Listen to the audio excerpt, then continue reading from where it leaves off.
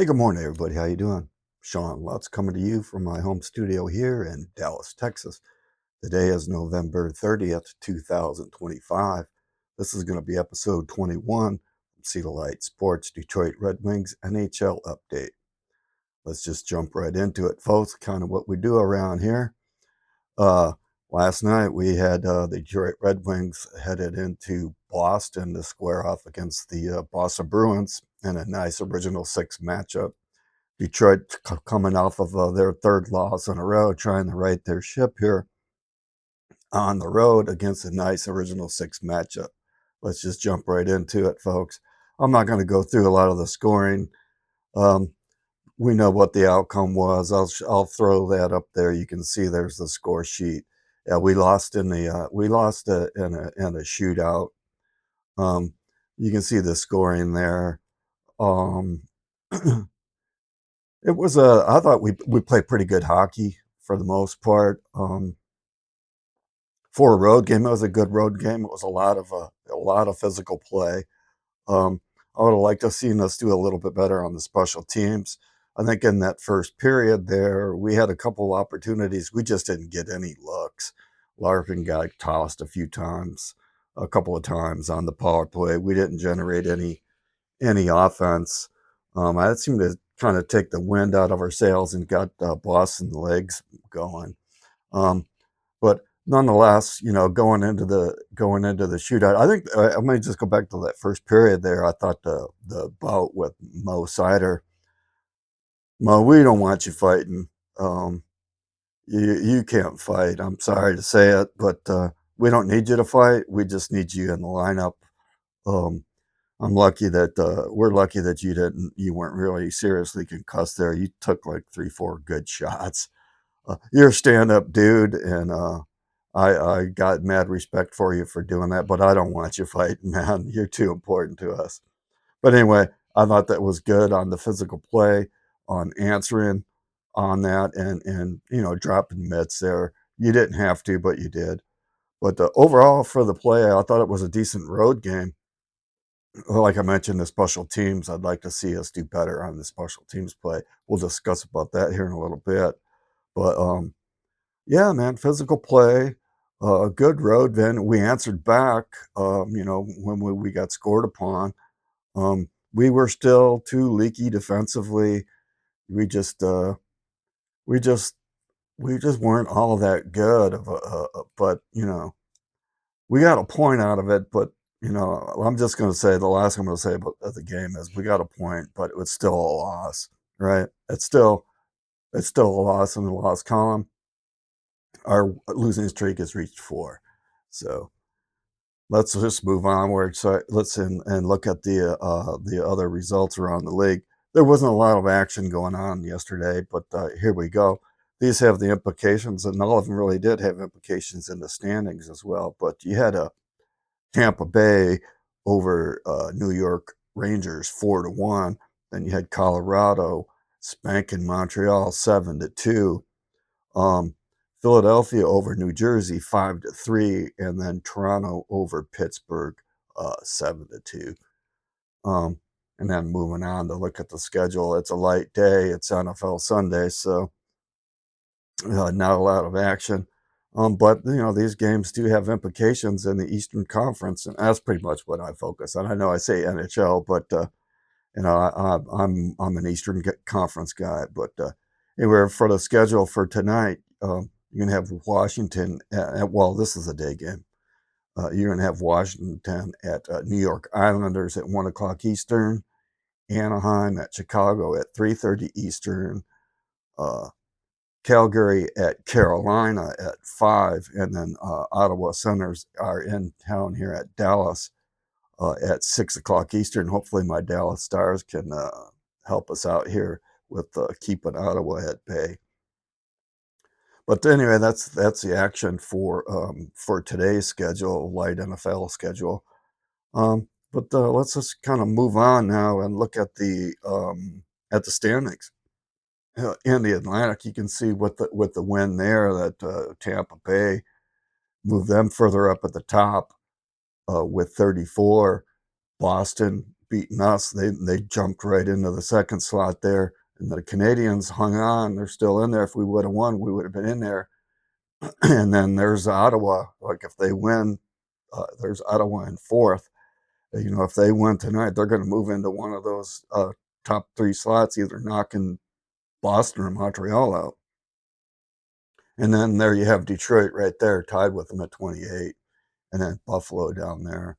You got 10 points between 8 and first there. So, and then moving it down to the east, you can see where Detroit dropped down. We're down into the 11th spot there.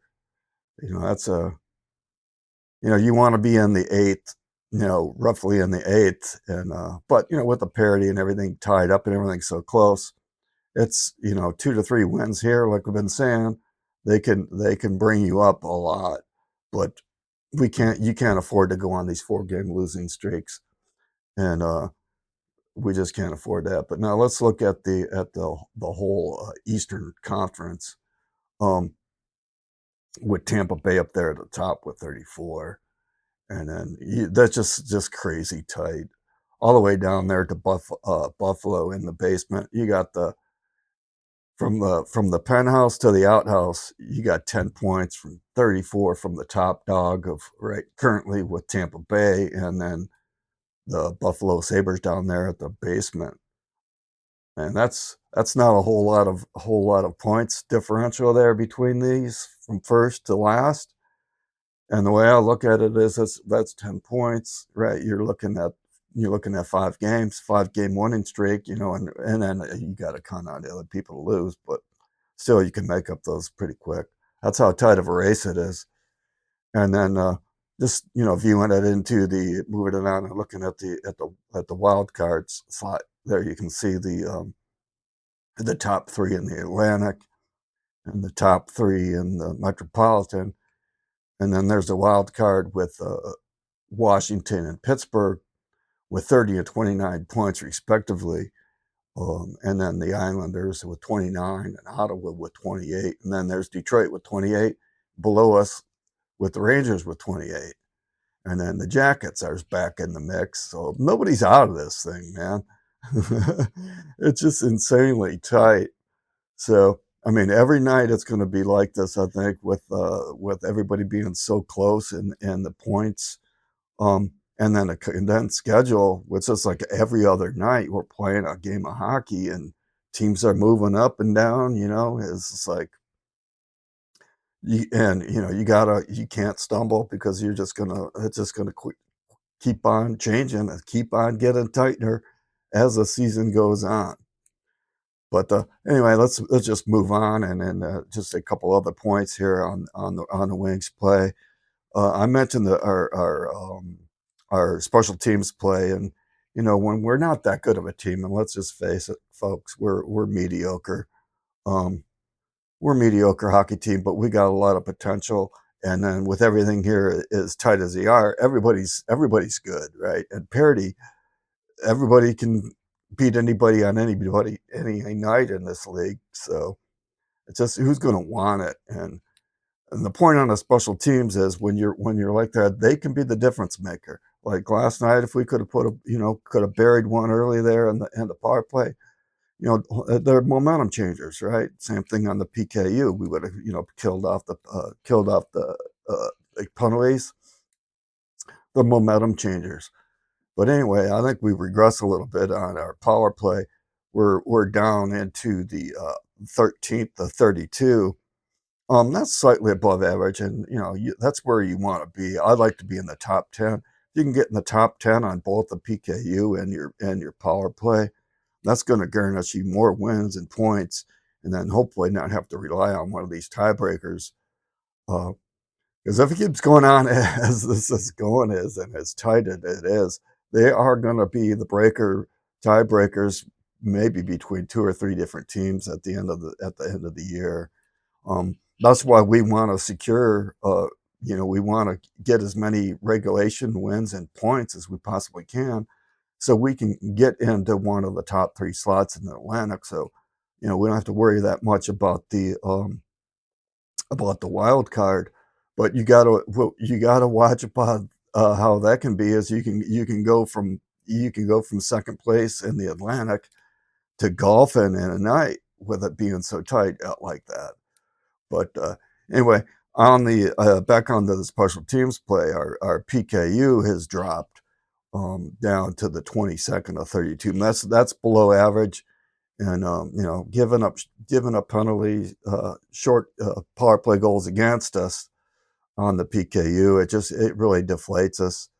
But the opposite side of the spectrum, a good penalty kill can be a momentum changer positively for your team. So that's one thing that we can work on is to help us is getting our special teams play back up, and then just overall we got to be a much more better team defensively, more as a 5-man unit, and then I would like to see us get a little bit more aggressive around the cage, around our own net. I don't know how many times we got guys standing around there, picking up loose rebounds or being wide open. We got to get physical on these guys and move them out of there. And if you're there, make them pay the price. Maybe bust out some old tapes of Constantina hacking and whacking. But you want to make people, you don't want them to feel comfortable parking in front of your netminder like that, pick up loose change. But anyway, our next game is going to be on Tuesday in Boston.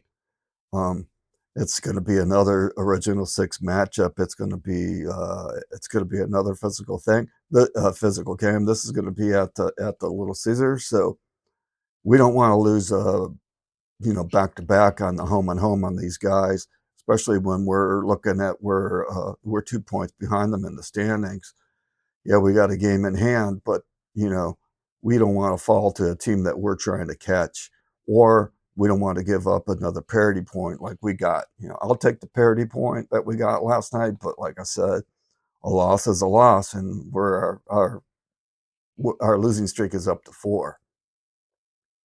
And then the other thing that I'd like to point out is like on the standings and the stats, I purposely put the goal differential in there so you can see. A minus 12 goal differential doesn't bode well for us, but we can get some of these guys off the snide, get Patty Kane putting the puck in the net, maybe get Casper off the snide and putting the puck in the net, and just generating some more offense. We can, and then also keeping the puck out of our net. We can get that into a healthy. I like to see that being a green number myself, but that's just the way I roll.